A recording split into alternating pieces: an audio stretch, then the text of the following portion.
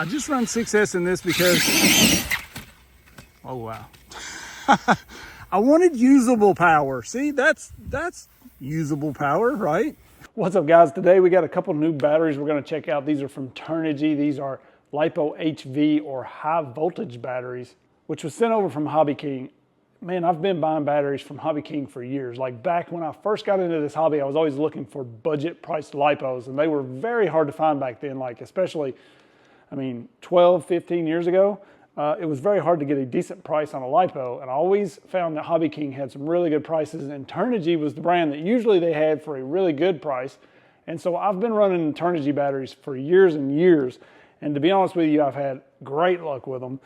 These are sort of a higher end Turnigy battery, the Bolt. So they're high voltage, they're a little more pricey, but I feel like they're gonna be some really good packs. So we're just gonna try to get a little bit of running in, check them out. But I just really want to talk about these because this 3800 pack, they sent me a list of batteries, asked if I'd want to check them out. And so I took some measurements because there was two trucks that I really wanted to find a good battery for that would fit well. So this 3800 pack here is perfect for the Gilamon. This is a 4S pack. So I'm running the Fusion 8 in here and prefer 4S. So as you can see, it fits really well inside of here. Now I've got a adapter on here because it comes with an XT90. I'm running 60s in the truck, but we could always change that out if I wanted to solder a new connector on it. But it does fit really well in there. Obviously I'll tuck the wires in. So I was excited that that fit. And then this 6S pack, I'm always looking for a good size 6S pack to run in this beast. So I printed this battery box here for this thing, and all of the 6S batteries I have at the moment are just a tight squeeze to get in here. So I measured this one. This is a 4500 pack, and you'll see that it's a very good fit inside of here. Now I did solder the QS8 connector on there because anything over 4S, usually I'll run the QS8s. They're just very good connectors. They do not come apart, rarely ever. So something like my X Max or this thing that's gonna take a little bit of a beating, you don't have to worry about those coming apart. And then they're anti-spark as well. So when you plug it up, sometimes you'll hear that pop. Well, that's kind of hard on your ESC over time. So these QS8s, they don't do that when you plug them in. So I kind of always go to the QS8s when I go to a larger, higher powered pack. So just kind of wanted to talk about these. I'll throw some measurements up on the screen for each one. And then I'm just gonna go try to run these things a little bit and see how they do.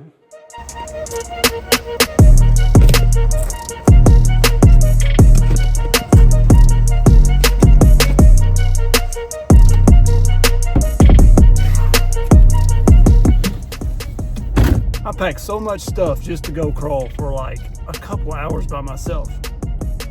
It's kind of crazy. Can't forget the cooler. It's so hot. We made it. Laurel Branch Campground. It's a pretty good fit in there. I could possibly shorten these leads up a little bit when I do away with this adapter. Eventually I'll solder on the connector I need here, but overall a nice fit, nice day, nice rocks. Let's do it. So it's really nice to get back out to Laurel Branch here. This is one of our favorite natural rock crawling spots. It's easy to get to and quite a few really good lines. It's actually the first time that I've had this truck out here.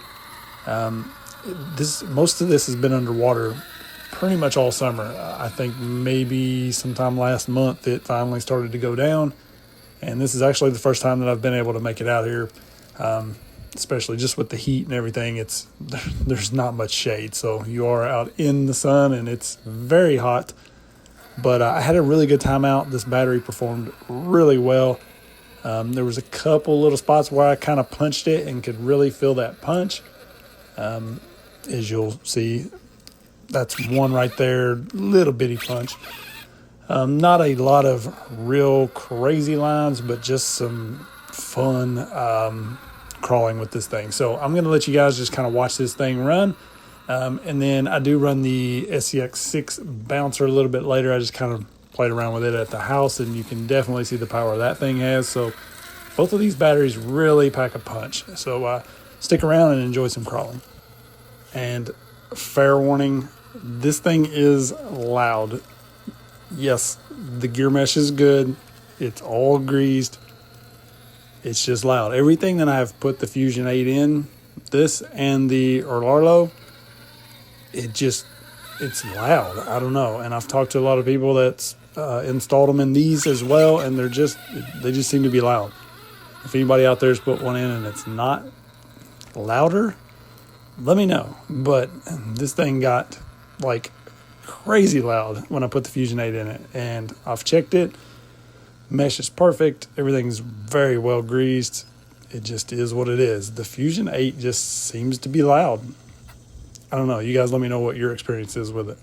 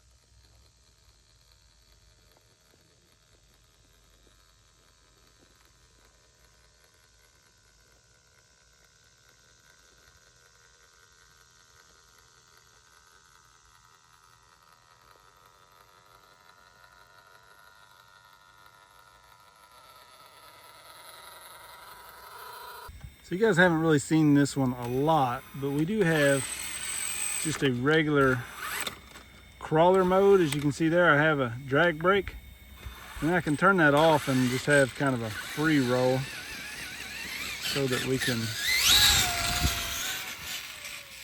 hit those hill climbs off the side of the creek.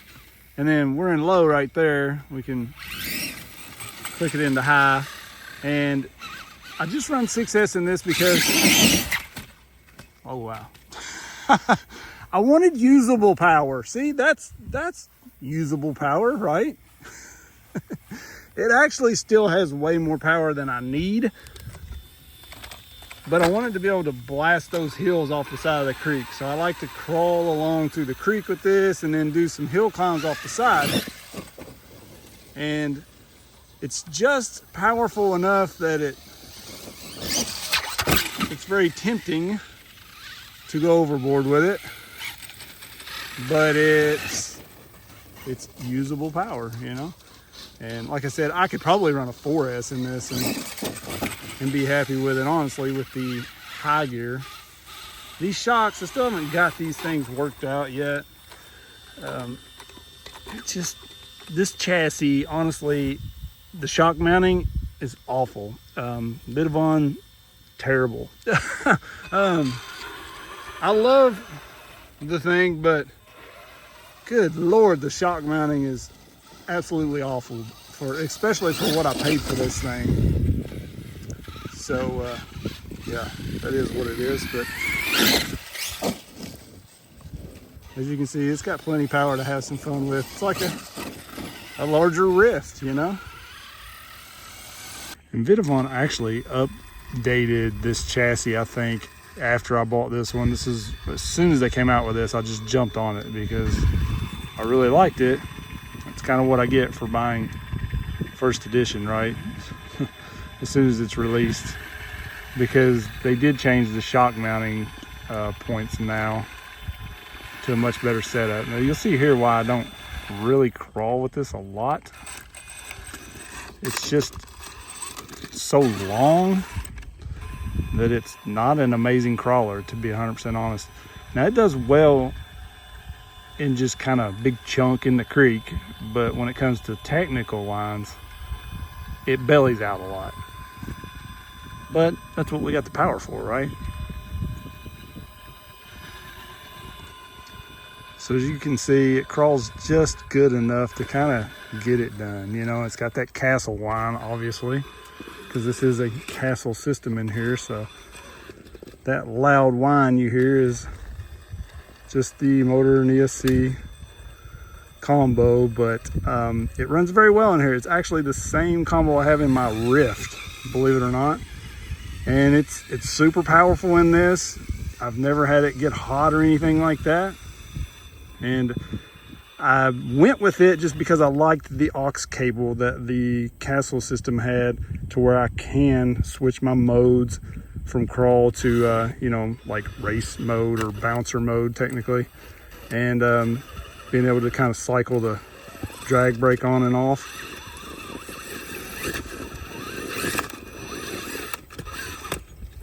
This is really not a large scale course here, but something to play around with.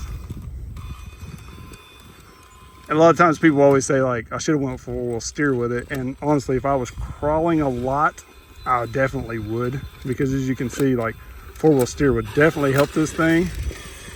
The turning radius on it is pretty sad, but I didn't want to be dealing with four-wheel steer for like hill climbs and stuff. I just don't need it for most of what I use it for. So that's why I didn't do four-wheel steer.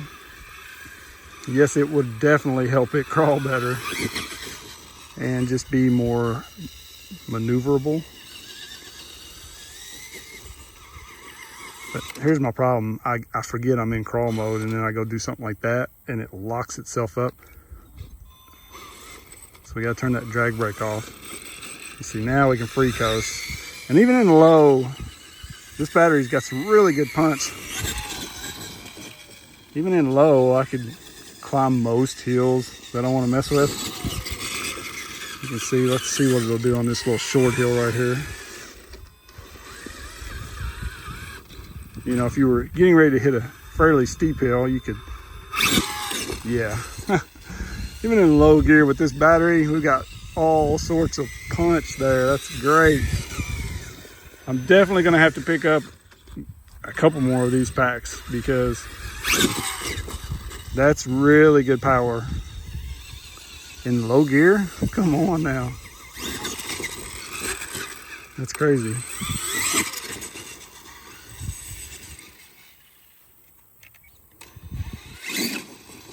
You've seen it flip itself in high gear. That's nuts.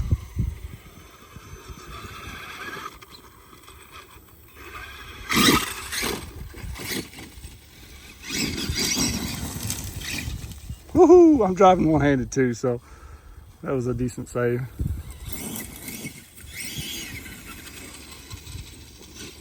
I really should put a gyro on here, or a receiver with a gyro. Oh, too much brake. I need to dial the brake down a little bit. So I do think these batteries pack a really good punch. If you're looking for a strong pack, definitely a good choice. This one's about 75 bucks, I think. I'll link it in the description. You know, a lot of times people are like, oh, I can get 2 batteries for the price of that, you know, but a lot of those are not real great. Trust me, I buy budget when I can. A lot of the time I buy budget. But if I really want that power and that punch, some of these higher end lipos are definitely worth it. You can feel the difference. And as I said, Turnigy, I've had really good luck with the life of them. You know, I've ran them and ran them and ran them. Even back in the day when I had no clue what I was doing with taking care of lipos. Like, never balanced, or well, I always balance charged, but I never put them in storage or anything like that. You know, they were just fully charged, sitting around for, you know, a year at a time, like, and they still work. So I expect this to be a good one. Ooh, we definitely got to dial that brake down. So you guys let me know what you think about it. Check them out if you want. You know, it's one of those things. If you need it, you need it. If not, I appreciate you hanging out. So until next time, hopefully we'll start cooling down a little bit and I can get out with this thing and a lot of things. I just learned that one of the crawling spots that I love so much is finally back available. We've had a lot of stuff going on this summer. Our like No-Limb Dam that we crawl at a lot it's still under construction. We can't even go there. I'm hoping they don't tear out our crawling. Hopefully it's still there, but I don't know what they're doing over there. And then one of our other spots is underwater forever. And also during the summer, it's attached to a campsite. So there's lots of people there camping and stuff. And so sometimes we can't even hardly get in there to park because they don't like us being there. So soon I'll be back at it. But maybe we'll just find a creek somewhere and hit some hills with this thing, because gosh, it's so much fun. I appreciate you guys hanging out. I'll link these in the description. As always, peace.